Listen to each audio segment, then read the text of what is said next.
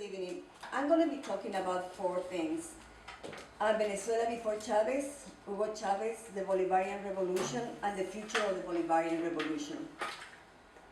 The victory of the counter-revolution in the Soviet Union and the end of the European socialist bloc was used by the capitalist ideologists to reintroduce TINA. There is no alternative to global capitalism, and the slogan created by Thatcher back in the days when globalization and neoliberalism were at its peak.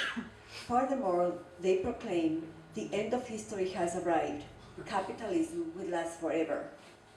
In essence, globalization and neoliberalism advocate shrinking of the role and size of the government, the privatization of all natural resources, state industries, and social services. In addition, those policies stress the regulation of the banks, implementation of austerity plans, especially for working class people, and most importantly, free trade and the liberation of the markets. In short, globalization and neoliberalism promotes maximum and well-organized exploitation of the workers' resources, raw materials, and labor, especially those located in third world countries. Venezuela is the fifth largest oil exporter in the world, the fourth largest supplier of oil to the United States. In addition, Venezuela has trillions of cubic feet of natural gas. The Venezuelan national bourgeoisie, obedient and subservient of the commands of the imperialist interests, was prompt to implement the policies of globalization and neoliberalism in order to maximize its shares of profits through the exploitation and oppression of its working class and peasantry. However, the implementation of such policies led the Venezuelan economy to a deep crisis, which in turn led to the social upheaval, being the most important of them El Caracazo. On February 27, 1989, what began as a student protest in Caracas took the form of a popular revolt. El Caracazo was an spontaneous, semi-organized, but largely not politicized expression of working people in opposition to neoliberal austerity and capitalist globalization. It is estimated about 3,000 people were killed by government forces. Hugo Chavez.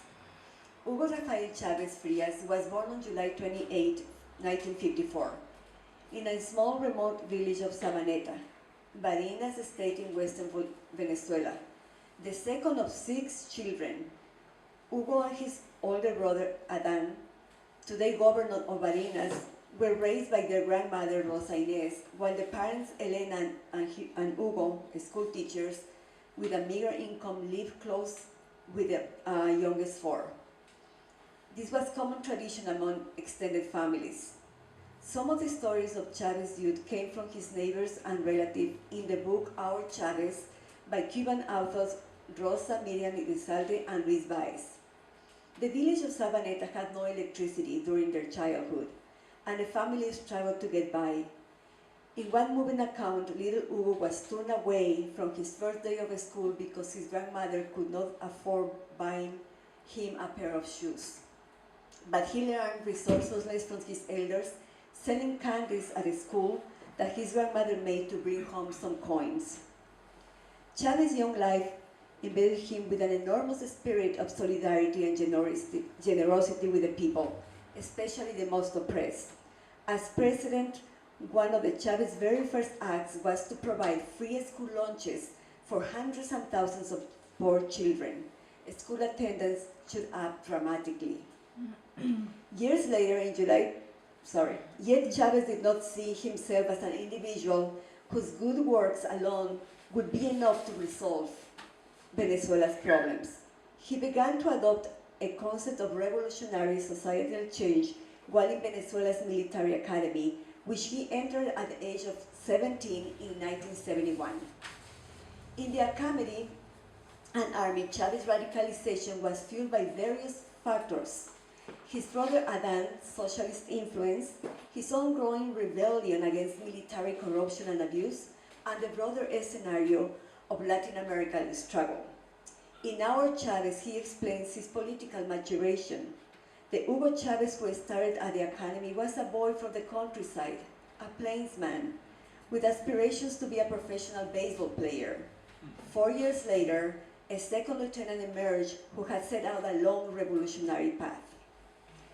At that stage, I began to read Fidel, Che, Mao, Plekhanov, Zamora, and books like The Big Wins of Americo Martin, The Role of the Individual in History, What Needs to Be Done, and of course, I had already begun to study of Bolivar. In 1982, Chavez formed a secret organization, the NBR 200, Revolutionary Bolivarian Movement, of like-minded officers inside the military willing to take on the government. He would be their commander in the historic attack of the government in 1992.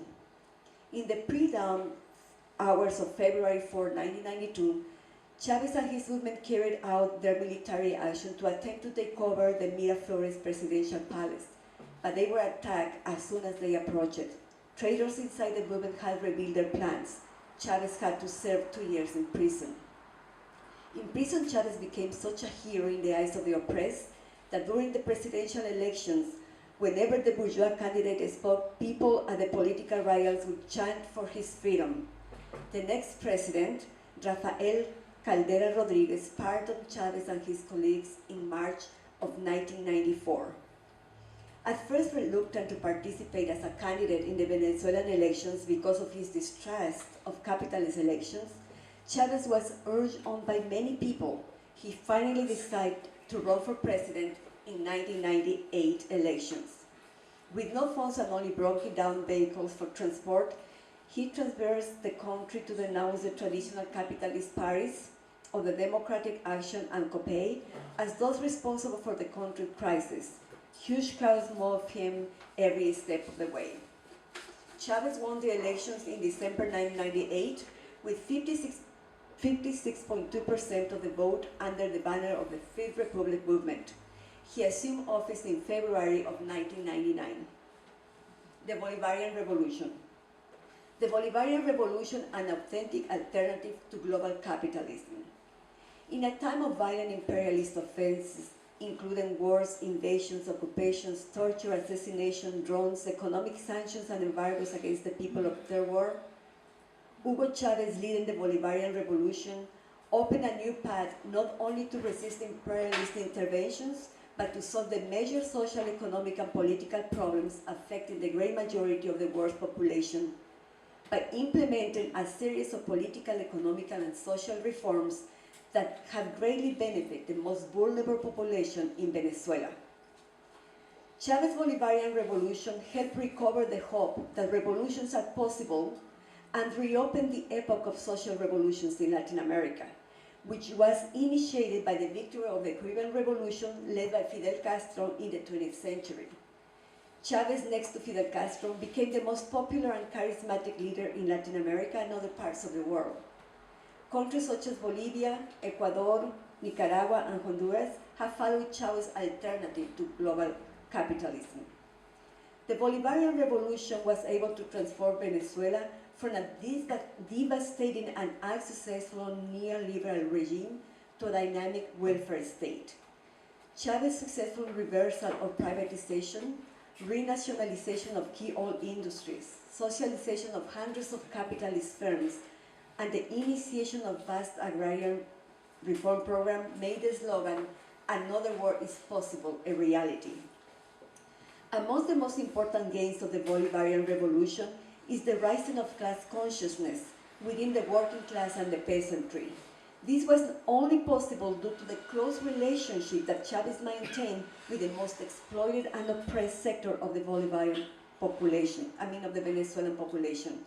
He used his program, Aló Presidente, to inform the population about the struggles of the Bolivarian Revolution, as well as to be informed by the population about their needs, their hopes, and aspirations. Because Chavez understood the depths of class struggle, he placed great value on mass organization as the main pillar of the Bolivarian Revolution, as well as the active participation of working class people in the reconstruction of Venezuela. During his 13 years of government, mass organizations arose amongst women, students, the elderly. The indigenous population became more political and organized, and the trade unions movements grew. In addition Chavez founded the United Socialist Party of Venezuela, which embraces the political organization of working people and peasants.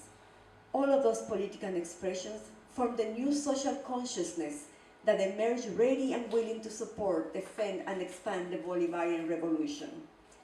At a regional level, the Bolivarian Revolution has played an important role.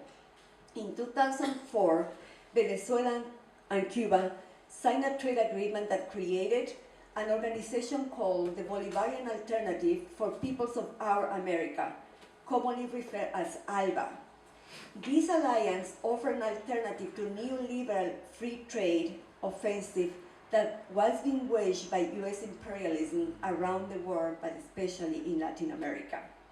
In addition to Cuba and Venezuela, 6 other nations are now full members of ALBA: Ecuador, Antigua and Barbuda, Bolivia, St. Vincent and the Grenadines, Nicaragua, and Dominica. Honduras was a full member until the US backed coup in 2009 overthrew President Manuel Zelaya and installed a right-wing client government, which promptly removed the country from the alliance.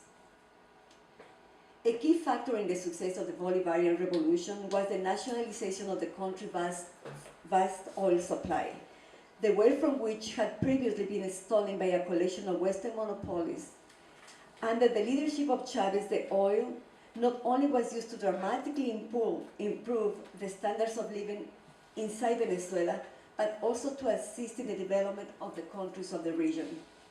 To administer this program, Venezuela initiated Petrocaribe in 2005, now consisting of 18 member states around the Caribbean.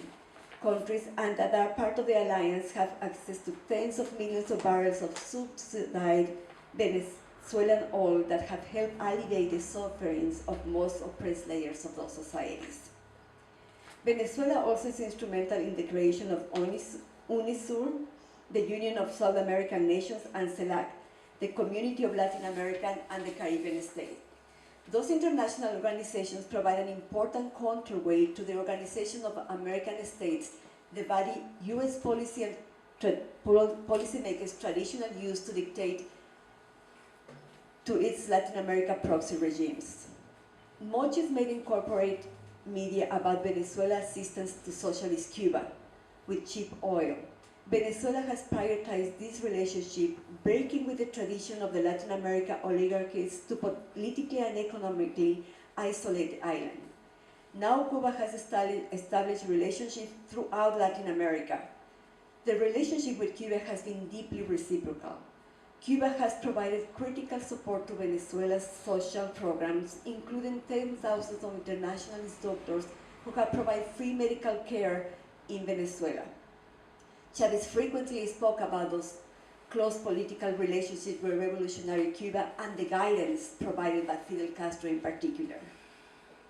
The future of the Bolivarian Revolution. From the viewpoint of Marxists, history and especially revolutionary change are made by great social forces and through the agency of class struggle. Marxism rejects the method of bourgeois historiography that places the role of great men as a central factor in the major events and developments that shapes the entire historical era. But Marxism also recognizes that particular individuals have played an indispensable part in molding together the social and political forces that created entirely the new historical forces. The Russian Revolution, for instance, changed the character of class struggle everywhere in the 20th century. Lenin played a unique and indispensable role during the revolutionary process, and without him it is unlikely that the Bolsheviks could have seized and retained state power. Fidel's leadership was another such example. His initiation and leadership of the Cuban Revolution was indispensable to victory. Lenin and Fidel did not simply ride the wave of revolution, they actually helped mold the forces that held to a reshaping of history. So too Hugo Chavez. The unique role he played in the last 15 years are also molded together with the forces of Latin American integration and unity on an anti-imperialist and socialist basis, and change the dynamics of class struggle not only in Venezuela but throughout the continent. Chavez, like Lenin or Fidel, was not a Superman, but his role in the creation of ALBA and the larger unfolding process in Latin America was unique and indispensable during the past decade. Today, the people and the struggle have been dealt a major blow with the loss of this great leader, but the social and political revolutionary movement that he catalyzed will offer up other leaders dedicated to pursuing the movement until final victory. Upon his death, Camarero Chavez has entered history not only as a revolutionary life well led, but as a source of confidence for all of those who have been shaped by the movement he inspired. The millions who are oppressed and have been the object of extreme exploitation, but have entered the political process, now actors demanding to be the shapers of their own historical destiny. Hugo Chavez Presente.